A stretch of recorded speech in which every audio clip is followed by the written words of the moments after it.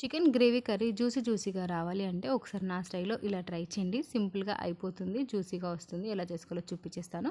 కడిగిన చికెన్‌ని తీసుకొని తగినంత కారం, ఉప్పు, చిటికెడు పసుపుని కూడా వేసుకొని బాగా కలుపుకోవాలి. ఇప్పుడు దీన్ని 15-20 నిమిషాల వరకు నానబెట్టుకొని పక్కకు పెట్టుకోవాలి. పాన్ తీసుకొని కొద్దిగంత ఆయిల్ వేసి ఆయిల్ హీట్ అయిన తర్వాత కట్ చేసుకున్న ఆనియన్, పచ్చిమిర్చిని కూడా వేసుకొని బాగా కలుపుకోవాలి. ఆనియన్ కొద్దిగంత ఫ్రై అయిన తర్వాత దీంట్లోకి చిటికెడు పసుపు, ఫ్రెష్‌గా దంచుకున్న అల్లం వెల్లుల్లి పేస్ట్ కూడా వేసుకొని బాగా కలుపుకోవాలి.